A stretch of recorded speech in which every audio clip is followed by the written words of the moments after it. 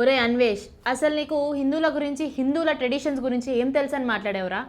అయినా సీతమ్మ దేవి గారు చీర కట్టుకుంటే ఆమెను రేప్ చేయలేదా, ద్రౌపదిని రేప్ చేయలేదా అంటూ ఇలా అసభ్యకరంగా మాట్లాడావు. అసలు నీకు ఎంతవరకు బుద్ధుందిరా? అయినా ఆడవాళ్ళ సేఫ్టీ గురించి మాట్లాడుతున్నా అంటూ హిందువుల గురించి ఇంత అసభ్యకరంగా మాట్లాడావు. నువ్వు చేసే కంటెంట్, నువ్వు చేసే పత్తాపారాలు మాకు తెలియదు అనుకుంటున్నావా?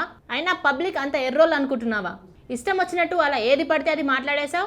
అంత ధైర్యం నీకు ఎక్కడి నుంచి వచ్చింది? అక్కడెక్కడో కూర్చొని ఇండియా గురించి, ఇండియాలో ఉన్న హిందూస్ గురించి అంత అసభ్యకరంగా మాట్లాడావు. అసలు నువ్వు చేసిందేంటి?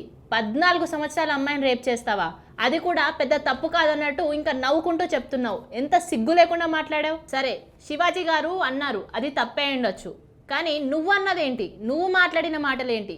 వాడు డ్రెస్సింగ్ సెన్స్ గురించే మాట్లాడితే నువ్వు మాత్రం మొత్తం హిందూస్ హిస్టరీ గురించే మాట్లాడావు. అసలు సెన్సెస్లో ఉండి మాట్లాడావా? సరే పోనీ, శివాజీ గారిని అమ్మాయిలకి సపోర్టివ్గా అన్నావనే అనుకుందాం. మరి గరికపాటి గారిని ఇందులోకి ఎందుకు లాగావు?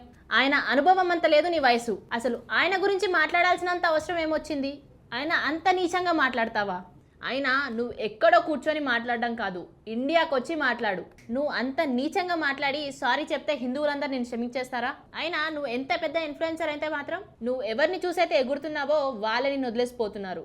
అంటే నీకు కౌంట్ డౌన్ స్టార్ట్ అయిపోయింది.